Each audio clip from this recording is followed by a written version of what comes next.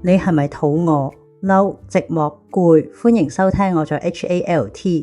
喺第5集，我哋傾過青少年大腦發展有咩特點。第6集，我哋講咗後設記憶，即係一個人點樣了解自己學習方式嘅能力。嚟到第7集，我哋想進一步面對一個好現實嘅問題。青少年其中一個最重要嘅人生任務就係讀書，但佢哋嘅大腦仲喺發展中，未必有成熟嘅後設認知能力，唔一定知道點樣學得又快又入腦。我哋點樣可以幫佢哋學得更有效、更有自信？今集我哋會綜合之前嘅重點，聚焦喺青少年友好嘅學習策略。無論你係老師、家長定係青少年自己，都希望你可以揾到實用、貼地又有科學根據嘅方法。腦友好學習 Brain Friendly Learning， 簡單啲講，係根據腦科學同心理學研究設計出一啲更容易記得、更有效率嘅學習方法。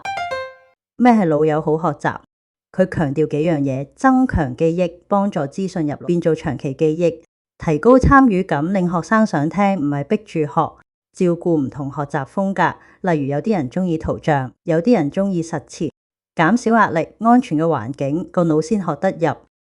例如老師唔係淨係講書，而係會加啲小組活動或者趣味問答，學生就更投入，成績都提升。腦友好學習原則：第一，情感參與。當你有感覺，內容就易入心。例如講氣候變化時，老師講佢童年住嘅地方點樣被水沖毀，學生就更有感覺。第二，多感官學習，唔係淨係聽書，仲有睇圖，動手做。例如學光合作用，學生可以睇植物，自己種下嘢，印象會深好多。第三，順序分塊，例如三角函數，老師唔係一次過講晒，而係拆開 sign code children 逐樣嚟，個腦就唔會 overload。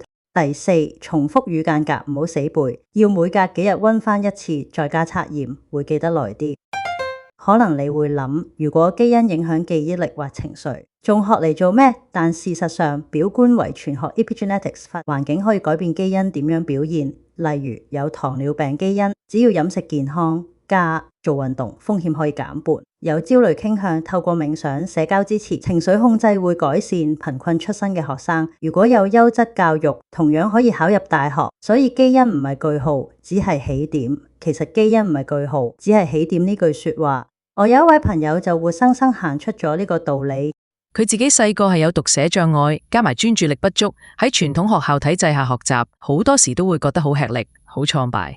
但係佢冇因為咁樣就放棄自己，反而佢一步一步揾到屬於自己嘅方法，仲將呢份經歷變成佢幫助人嘅力量。而家佢已經成為一位專注做幼兒英語同 Phonics 嘅教育者，唔單止考到多個國際認可嘅 Phonics 證，仲曾經受邀去讀寫障礙聯網、東華三院甚至教育大學國際座談會，分享點樣用遊戲同系統性教學幫助小朋友學得更好。佢話自己細個讀書唔叻，但媽媽會陪佢用有趣嘅方法一齊學習，唔係要佢死讀書，陪佢一齊揾方法同出路。後來佢設計咗一隻狗仔，想所有小朋友學習都冇咁難。而家佢做緊 Learning Center 嘅股東，用自己嘅狗仔主角解釋 Phonics 嘅概念，打破坊間家長對拼音學習誤解。表觀遺傳學都話俾我哋知，環境會影響基因點樣表現，即使你起步唔同，只要有啱嘅支持，你都可以活出屬於自己嘅路。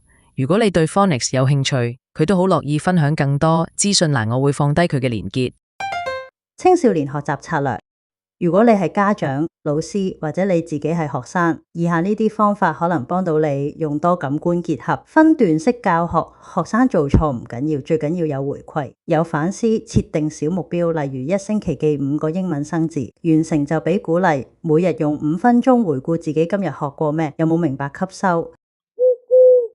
腦友好學習唔係教育界新詞，而係真正幫人用知識改變命運嘅方法。青少年讀書時期大腦仲發展中，更需要情感安全、學習策略、正面鼓勵。基因係背景，但選擇學習方法，創造正面環境先係命運嘅方向盤。多謝你收聽我在 HALT， 下集見。如果仲有下集嘅話，